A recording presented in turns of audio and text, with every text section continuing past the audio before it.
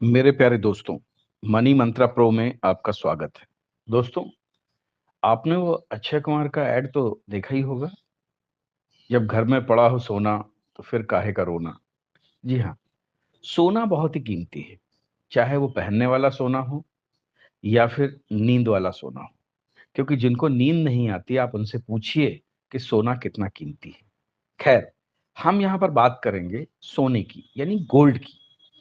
दोस्तों, क्या आप जानते हैं कि इस साल जनवरी और मार्च के क्वार्टर में अपने देश भारत में सोने की मांग 8% बढ़कर 136.6 टन हो गई है।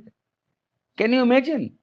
136.6 टन एक्स्ट्रा सोना इस क्वार्टर में खरीदा गया है। जी हाँ, अब समझिए, सोने की कीमतें तो बढ़ती चली जा रही हैं, लेकिन इसके बावजूद जनवरी मार्च में डिमांड 8% बढ़कर 136.6 टन हो गई। एक साल पहले जो ये डिमांड थी इसी क्वार्टर में, वो 126 टन थी।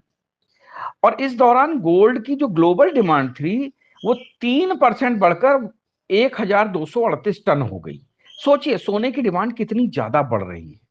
वर्ल्ड गोल्ड काउंसिल WGC ने एक अपनी रिपोर्ट जारी की है। उसके आधार पर जियोपॉलिटिकल कारणों से गोल्ड की लगातार कीमतें बढ़ रही हैं और लगातार डिमांड बढ़ रही है।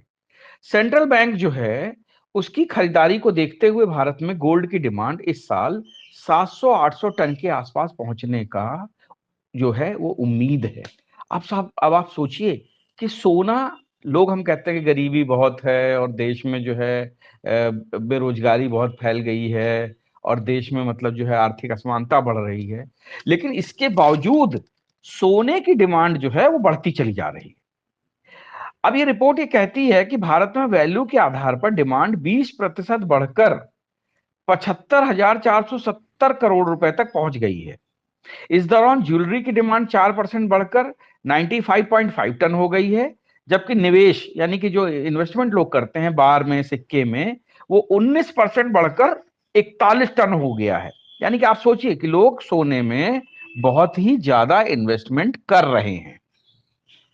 अब आप समझिए, जो वर्ल्ड गोल्ड काउंसिल इंडिया के जो रीजनल CEO हैं, सचिन जैन, उनका कहना है कि भारत निवेश आधारित गोल्ड डिमांड के ग्लोबल रुझान का अनुसरण कर रहा है।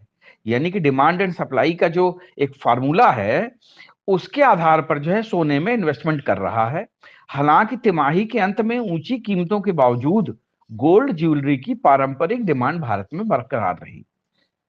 मार्च में जब कीमतें ऐतिहासिक ऊंचाई पे पहुंच गईं, तब जरूर थोड़ा सा इसमें स्लंप आया, लेकिन अगर कीमतें इसी तरीके से तेजी बढ़ती रहती हैं तो निचले स्तर पर जो है इसकी खरीदारी शुरू हो सकती है। 2023 में देश की गोल्ड डिमांड 747.5 टन थी। गौरतलब है कि इसी मार्च तिमाही में गोल्ड की औसत कीमत, जो इंपोर्ट ड्यूटी और GST को छोड़कर, 55,247 प्रति 10 ग्राम थी। अमेरिका में ये $2,070 प्रति औंस थी। 18 अप्रैल को 73,477 रुपए के उच्चतम स्तर के बाद सोमवार को जो सोना था पिछले हफ्ते में, वो 72,373 रुपए प्रति 10 ग्राम पे बंद हुआ। अब आप समझिए कि पहली बार जो भारत के उपभोक्ताओं ने तेजी वाले जो मतलब मार्केट में सोना इतना तेज रहने के बावजूद जो है उन्होंने खरीदारी की है। लोगों को लग रहा था कि कीमतें 70,000 से तो ऊपर रहेंगी रहेंगी, तो इसलिए भारत, चीन और दुनिया के जितने भी पूर्वी बाजार हैं, उनमें जो है लोग सोने की खरीदारी बहुत तेजी से कर रहे हैं। पश्चिमी बाजार जो है उसमें चेंजेस तब आती हैं जब कीमतें ऊपर जा रही होती, लेकिन यहाँ पर कीमतें मतलब जो है ऊपर जारी रह जाने के बाद भी लोगों का रुझान इसमें कम नहीं हुआ। सोने में थोड़ी बहुत उतार चढ़ाव चलती रहती है, कभी 150-200 रुपए ऊपर, कभी 150-200 रुपए कम, लेकिन 70,000 रुपए का बेंचमार्क क्रॉस करना ये एक बड़ी ऐतिहासिक ऊंचाई थी, जिसको कि सोने ने पार किया। लेकिन इसके बावजूद सोने की डिमांड में कोई कमी नहीं आ रही है। और जितने भी बड़े बड़े बैंक्स हैं, वो भी जो है देख, उनके थ्रू भी सोना खरीदने वालों की जो डिमांड है वो बढ़ती चली जा रही है। और ज्यादातर भारतीयों की जो पसंद है वो 22 या 24 कैरेट सोना की ही है। इन्वेस्टमेंट में 24 कैरेट का सोना खरीद रहे हैं और वैसे ज्वेलरी में 22 कैरेट का ही सोना पसंद कर रहे हैं। 18 कैरेट का सोना हालांकि सस्ता होता है, लेकिन फिर भी 18 कैरेट के सोने की जो दाम मतलब डिमांड है वो उतनी ज्यादा नहीं है जितनी की 22 कैरेट की है। तो अब आप समझ सकते हैं कि सोने में कितना मतलब जो है ज्यादा इन्वेस्टमेंट होने के चांसेस बन रहे हैं। अभी जैसे अक्षय तृतीया जो आती है, अक्षय तृतीया के दौरान जो है डिमांड बहुत ज्यादा मजबूत रहेगी, ऐसा जो है डब्ल्यूजीसी का मानना है। और बहुत सारे जो ज्वेलरी कंपनी हैं उनका ये कहना है कि जो भी ये प्राइस भले ही ज्यादा हो गए हैं, लेकिन इसके बावजूद ज्वेलर्स जो है आकर्षक ऑफर के साथ उत्साहजनक जो है काम कर रहे हैं, नई नई डिजाइनें पेश कर रहे हैं, इसलिए जो है सोने की डिमांड बढ़ रही है। अब इसके पीछे क्या है कि भारतीयों में गोल्ड आधारित फाइनेंशियल प्रोडक्ट्स और गोल्ड एक्सचेंज ट्रेडेड फंड जैसे प्रोडक्ट्स भी लोकप्रिय हो रहे हैं।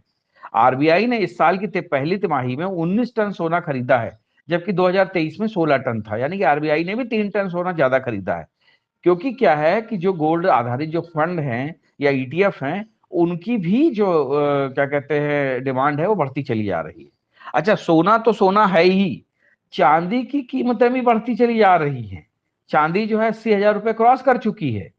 अब आप सोचिए कि ये जो बहुमूल्य धातुएं हैं, इनको किस तरीके से इंटरनेशनल मार्केट के अनुसार जो है लोग खरीद खरीद कर घर में रख रहे हैं। और सिर्फ एक ही कारण है, सुरक्षा। क्योंकि ऐसा माना जाता है कि सोना और चांदी सबसे सुरक्षित धातु हैं। रात में भी अगर आप बेचना चाहेंगे तो कोई न कोई ग्राहक मिल जाएगा। जबकि अगर आप किसी दूसरी चीज में निवेश करते हैं तो आपको अपने निवेश को खपाने में समय लगेगा, उसको बेचने में समय लगेगा। बट सोना और चांदी एक ऐसी मतलब जो है इन्वेस्टमेंट है आपका, कि जब आप चाहें तब आप इसको बेच सकते हैं। तो दोस्तों, जो भी अपना इन्वेस्टमेंट करें सोच समझ के करें। अगर आपको हमसे कोई सलाह चाहिए तो प्लीज हमें आप लिखिए। इस वीडियो को अगर आपको अच्छा लगा हो तो लाइक करें, शेयर करें, सब्सक्राइब करें।